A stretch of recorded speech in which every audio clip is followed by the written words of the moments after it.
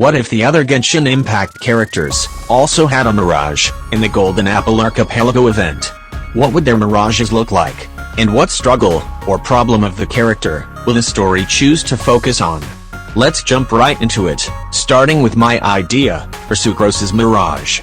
I imagine her Mirage would look like a wonderful fairy tale paradise that she had previously dreamed of visiting when she was a child. In the past, Sucrose and her two best friends believed that if they could only reach the magical place, somewhere in a far-flung corner of Tevat, they would surely live happily ever after. Sadly, they ended up separating and were unsuccessful in their promise.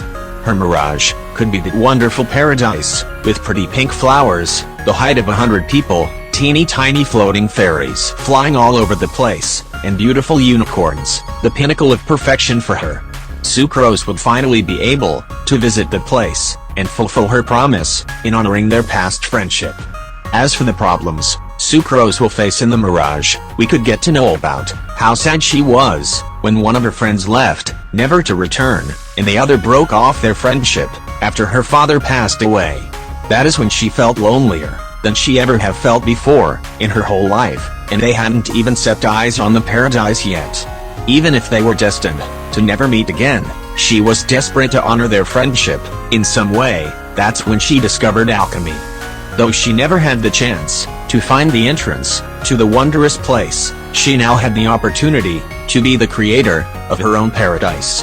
Her Mirage could be very emotional, and we could finally know about her more, other than just being Albedo's assistant.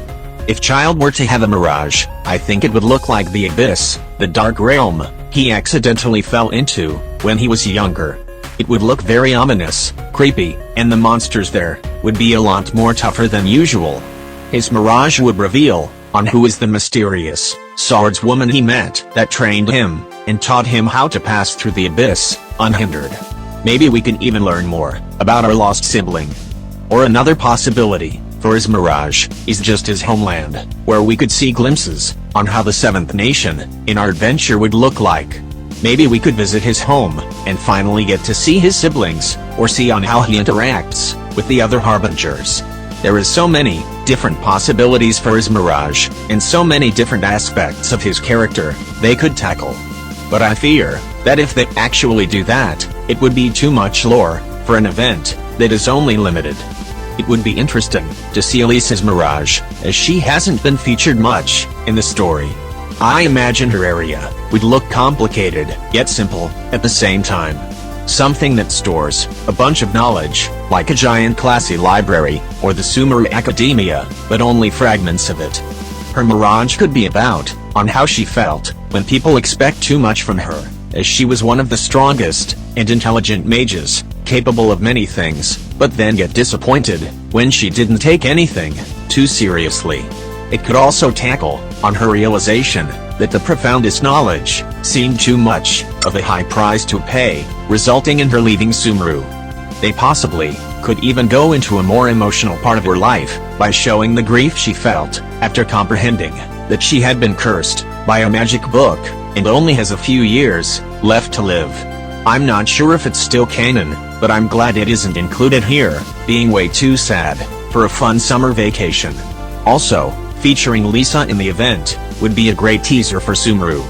Up next, for Bennett's Mirage, I think it would look like the wilderness, with chests everywhere, and many obstacle courses to go through, a place that makes you excited for an adventure. It would be extremely funny though, if Genshin made it so that all the chests in his Mirage only contains cabbages, allowing the player to experience what Bennett goes through in a regular day of adventuring. His Mirage could be about how his teammates left him, with others angrily telling him to go stop adventuring, and the terrible things he had to face due to his bad luck. I imagine near the end, the entire area gets surrounded by fire and lava, representing his strong passion for adventuring.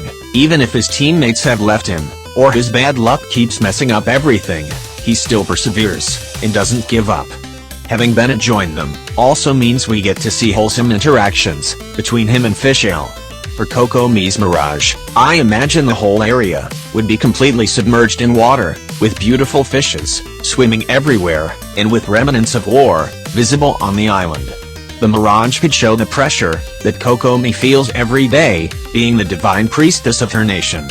It shows her childhood, and how she was forced to adapt fast, having such a big responsibility at a young age, and in addition to that, not wanting to be the priestess of Watatsumi in the first place. We could even learn more about what happened to their slain god. It would be great if all of the puzzles in a Mirage were just math problems, but I guess they're saving that for Sumeru. If Rosaria were to have a Mirage, it would look very rough, with treasure hoarder camps everywhere, with the central part of the area having a church. All the enemies you encounter will all be treasure hoarders, matching her lore. The Mirage would reveal her tragic childhood, in which she was raised and trained unwillingly by treasure hoarders after they attacked her home. It would show the sadness she felt after realizing her new life, and the strong emotions she went through after getting revenge on them by eliminating their leader. Her Mirage also wouldn't contain any puzzles, and they get replaced by time trials and fighting challenges instead. I don't think Rosaria would want others to know though, so she would immediately leave the island after hearing about the Mirage's existence. The story again might be way too sad though, for an event that was supposed to be fun and relaxing. For Xingqiu, and maybe Albedo's as well, his Mirage would be in the setting of his novel, The Legend of Sword, being similar to Fairytale, but this time with 6 volumes. The book takes place in a spaceship amid a sea of stars that spin in reverse. The Mirage could showcase on why Xingqiu has a strong sense of justice, despising those who resort to underhanded methods. Or it could show his disappointment or doubt in his ability when his novel didn't get popular, only to realize that it did, but in Inazuma. It would be great if Kazuha reveals he is actually a big fan of the novel, and gets excited after meeting the author. Actually wait, his Mirage would probably be about on why he hates carrots, one of the most tragic tales. As for the Traveler's Mirage that we didn't get to see, for some reason, it would look like the abyss-looking area that we saw in the Perilous Trail quest when he opened the domain. Another possibility is that it looks like the fallen nation that he apparently visited before. The Mirage would show on how the Traveler deeply misses their sibling after they were separated by the unknown god. In addition, it could exhibit on how extremely lonely he was before meeting Paimon, before meeting everyone. There's then a heartwarming moment where the Traveler gives a speech about how he will miss them when he eventually leaves Teyvat. Well, that is all the time I had for this video. I know, I only talked about a few characters, but those were the ones that I can come up an idea with. Maybe I'll do a part 2, if you guys ended up loving this video. Comment down below on what you think the Mirages of the other characters would be like, and I might feature yours in the part 2. Thank you all so much for watching, subscribe, and like, if you ended up enjoying this video. Bye.